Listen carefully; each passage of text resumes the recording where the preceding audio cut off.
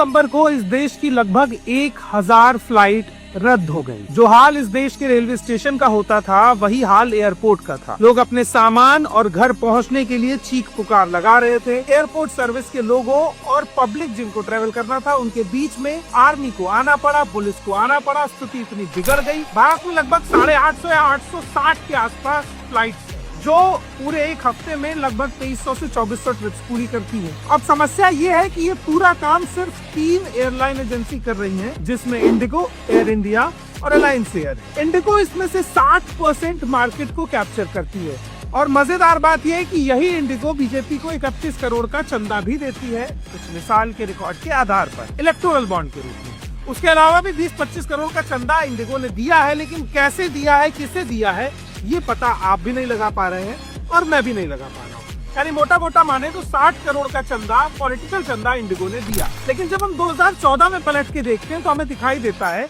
कि 3 कंपनियों की जगह 7 कंपनियां थी जो फ्लाइट्स को मैनेज कर रही थी, उड़ानें भर रही थी। जब ये 4 कंपनियां गायब हुई तो बची 3 कंपनियां।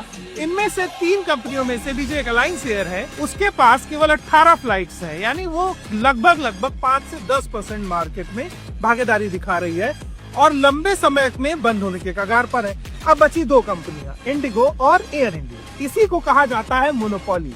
आप सोचिए कि जब सिर्फ एक एयरलाइन कंपनी बचेगी और वो ये तय कर ले कि उसको किसी स्पेसिफिक दिन पर फ्लाइट के रेट 80-90 हजार करने हैं, तो आपके पास कोई दूसरा चारा नहीं बचेगा। आप ना चाहते हुए भी उसके आगे झुकेंगे, उसकी गुलामी को स्वीकार करेंगे और 90 हजार की फ्लाइट में यात्रा करेंगे।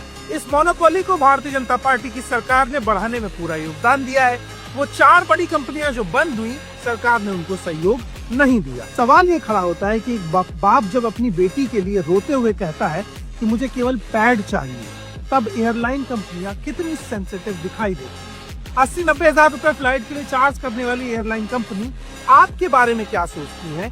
अब आप समझिए कि जो मोनोपोली के शिकार आज आप फ्लाइट में हुए, वही मोनोपोली इंटरनेट की दुनिया में भी चल रही है। अगर जियो अकेली दमदार कंपनी बची तो एक दिन के लिए अगर उसने आपका इंटरनेट शट डाउन कर दिया तो ऑनलाइन पेमेंट से लेकर के फेसबुक, ट्विटर, इंस्टाग्राम, तमाम क्रिएटर्स की दुनिया में भूचाल आ जाएगा और पावर एक आदमी के पास सेंट्रिक हो जाएगी। जरा सोचिए हम किस ओर जा रहे हैं।